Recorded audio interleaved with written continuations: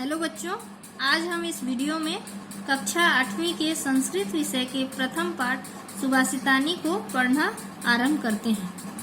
तो सबसे पहले सुभाषितानी का अर्थ जानेंगे।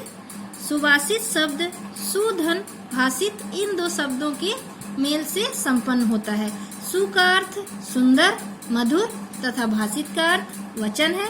इस तरह सुभाषित का अर्थ सुंदर, मधुर वचन है। प्रस्तुत पाठ में सुक्ति मंजरी, नीति सक्तम, मनुस्मृति, शिशुपाल वधम, पंचतंत्रम से रोचक और विचारपरक श्लोकों को संग्रहित किया गया है। अब हम श्लोक पढ़ते हैं। गुणा गुणगेषु गुणा भवन्ति, ते निर्गुणं प्राप्य भवन्ति दोषाः, सुस्वादुतोयः प्रभवन्ति नद्यः, समुद्रमासाद्य भवन्तः पेयः। अब इसका मीनिंग जानेंगे। गुणगेषु गुणी व्यक्तियों में, निर्गुणम बुरे व्यक्ति को, प्राप्त करके, सुस्वादु तो या स्वादिष्ट जल वाली, प्रभवंती बहती है, समुद्र मासाध्य इसका संधि विच्छेद क्या होगा? समुद्र धन आसाध्य, समुद्र को आसाध्य प्राप्त करके, भवन्ते पेयः, भवन्ते पेयः का संधि विच्छेद भी जान जाते हैं।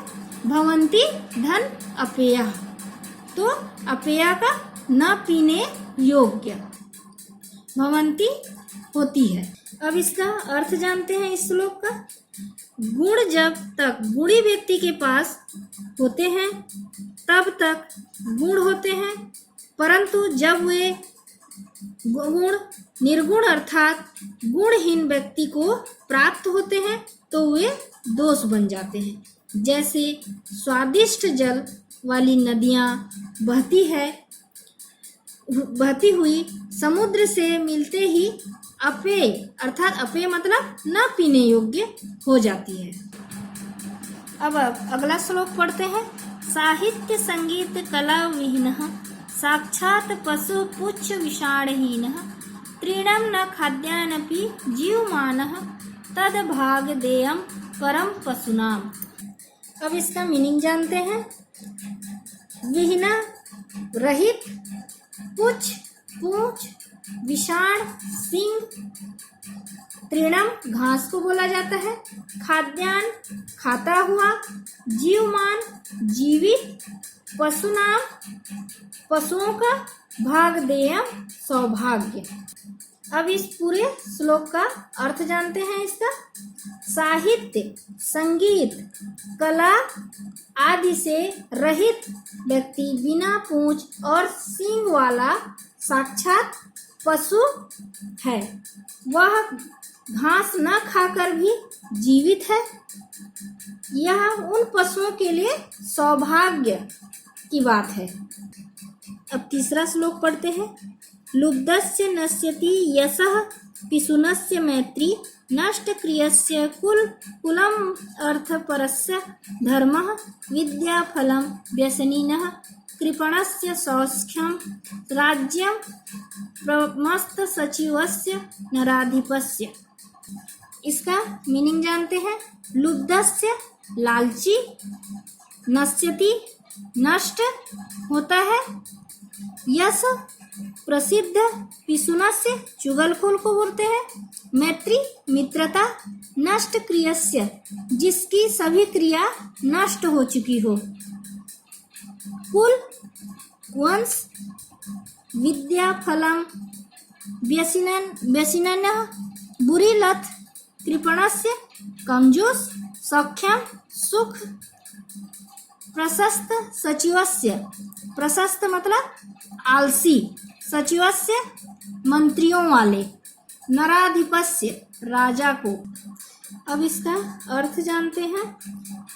लुब्धस्य नश्यति यशः पिशुनस्य मैत्री, लालची व्यक्ति का यश, चुगलखोर की मित्रता, नष्ट क्रियस्य जिसकी क्रिया नष्ट हो चुकी हो, धन के लोभी व्यक्ति का धर्म, बुरी लत वाले व्यक्ति का विद्या, कंजूस का सुख और आलसी मंत्रियों वाले राजा का राज्य नष्ट हो जाता है। सेकंड श्लोक पढ़ते हैं। पीत्वा रसम तु कटुकम मधुरम समानम माधुर्यमेव जनयेत मधुमक्षिकास संतस्त तथैव सज्जन दुर्जनानां श्रुत्वा वचः मधुर सुक्त रसम सृजन्ति। अब इसका मीनिंग जानते हैं। पीत्वा पीकर, मधुर शहद, जनयेत उत्पन्न, सम सज्जन समान, श्रुत्वा सुनकर, वच वाणी, मधुर सुक्त रसम मीठी वाणी, सृजन्ति निर्माण। अब इसका अर्थ जानते हैं। यह मधुमक्खी कड़वा और मीठा रस समान रूप से पीकर मधुर रस का ही निर्माण करती है। ठीक उसी प्रकार संत लोग सज्जन और दुर्जनों की बातें समान रूप से सुनकर संत मधुर सुक्त रस का निर्माण, मधुर सुक्त रस मतलब मधुर मीठी वाणी का निर्माण करते हैं। अब अगला श्लोक पढ़ते हैं। विहाय परुषम यो हि देव मेवावलंबते प्रसाद सिंह वत तस्य मूर्धनि तिष्ठन्ति वायसा। अब इसका मीनिंग जानते हैं। विहाय छोड़कर, पौरुषम परिश्रम, यो जो, देव भाग्य को बोला जाता है, लंबते सहारा लेते हुए, प्रासाद सिंहवत महलों में बने शेर की तरह, और वायसा कौवे, तिष्ठन्ति बैठते हैं।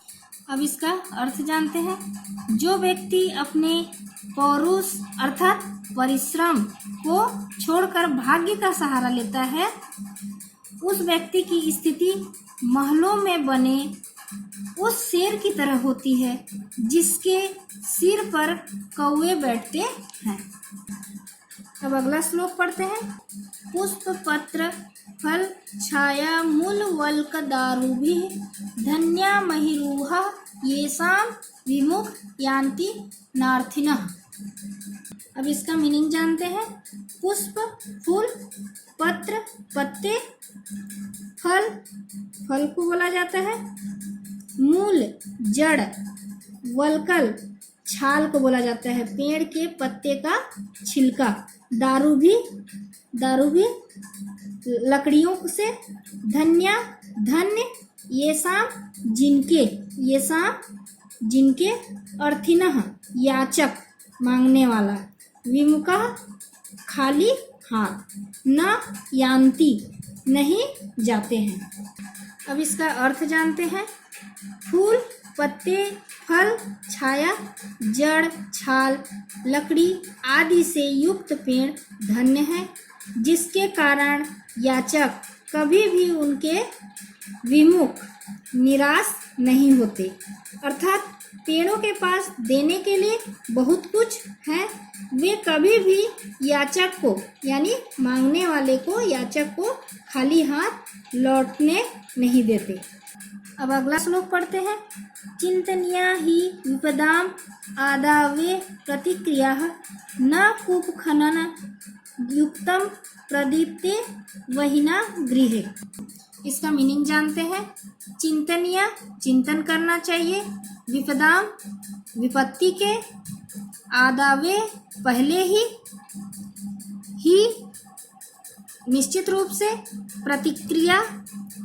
प्रतिक्रिया हल ढूंढना, कूप खननम कुआं खोदना, ना युक्तम उचित नहीं है। अब इसका अर्थ जानते हैं। तो इसका अर्थ है विपत्ति के पहले ही उसका समाधान ढूंढ लेना चाहिए। विपत्ति आने के बाद उसका समाधान ढूंढना उसी प्रकार अनुचित है जिस प्रकार घर में आग लगने के बाद कुआं खोदना। और हाँ, इसके जो क्वेश्चन आंसर है इसको हम नेक्स्ट वीडियो में सॉल्व करेंगे।